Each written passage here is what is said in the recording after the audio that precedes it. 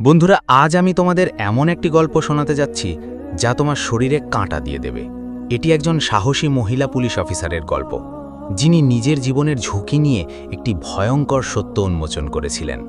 এই গল্পটি এতটাই রোমাঞ্চকর যে তুমি শেষ পর্যন্ত না শুনে থাকতে পারবে না। তাই তোমার নিরাপত্তার বেল্ট বেঁধে নাও, কারণ এই যাত্রা শুরু হতে চলেছে। যদি তুমি গল্পের শেষ পর্যন্ত আমাদের সাথে থাকো, তবে তুমি এমন একটি রহস্য জানতে পারবে যা তোমার হুঁশ উড়িয়ে দেবে। নতুন হলে চ্যানেলটি সাবস্ক্রাইব করো এবং লাইক করতে ভুলো না।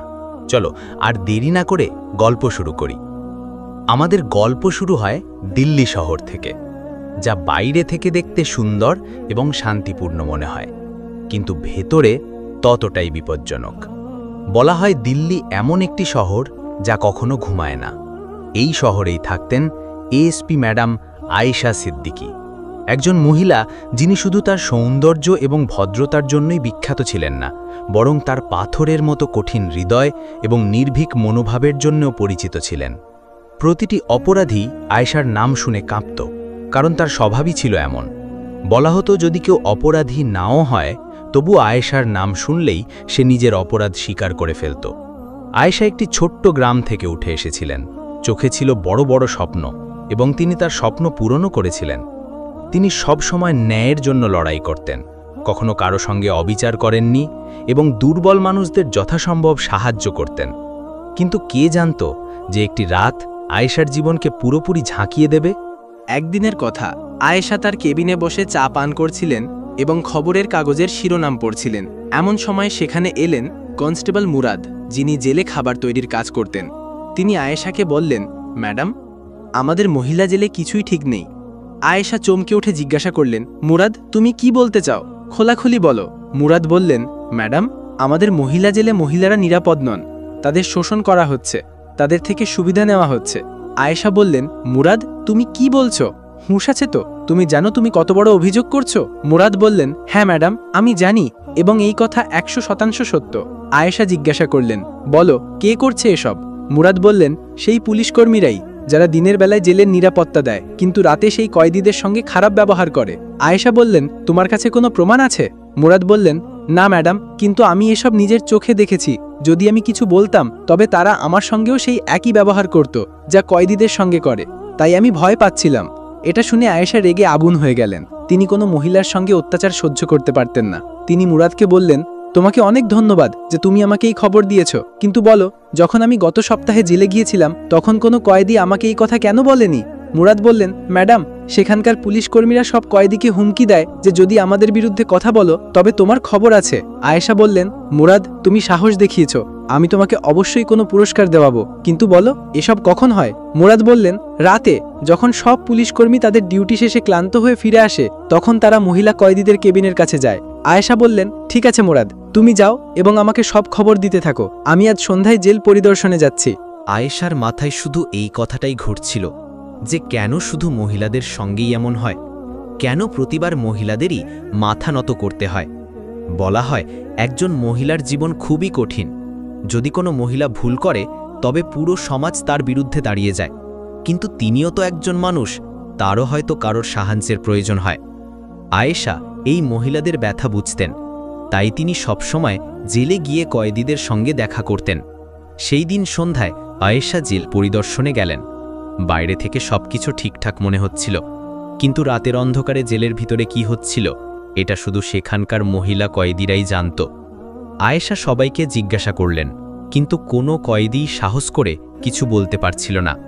আয়েশা বুঝে গেলেন যে তারা এভাবে মুখ খুলবে না।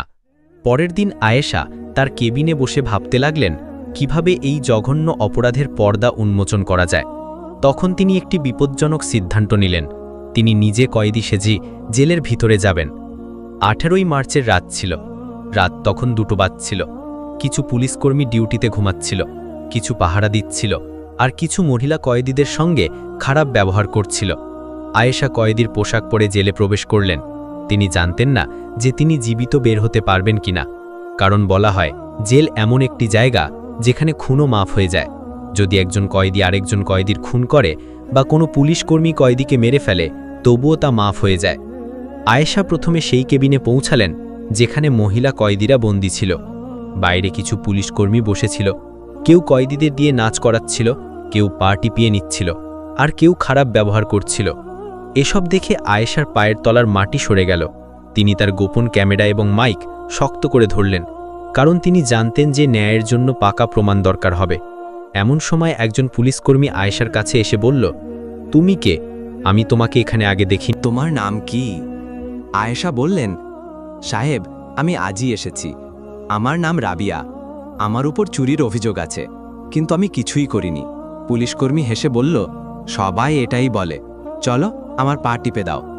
আয়েশা বললেন, সাহেব, আমি এখানে সাজা ভোগ করতে এসেছি, আপনার পা টিপতে নয়। এটা শুনে পুলিশকর্মী রেগে গিয়ে বলল, বেশি কথা বলো না, আমি যা বলছি তাই করো, নইলে এমন জায়গায় নিয়ে যাব যে তুমি বাইরে বের হতে পারবে না। এমন সময় একজন বয়স্ক মহিলা কয়েদি এসে বললেন, বেটি, ওদের কথা মেনে নাও, নইলে ওরা তোমাকে অনেক অপমান করবে। কিন্তু আয়েশা বললেন, আপনি ওদের থেকে কেন ভয় পান? মহিলা বললেন, বেটি, আমাদের ভয় থাকতে হয়, কারণ এখানে ওদেরই রাজত্ব।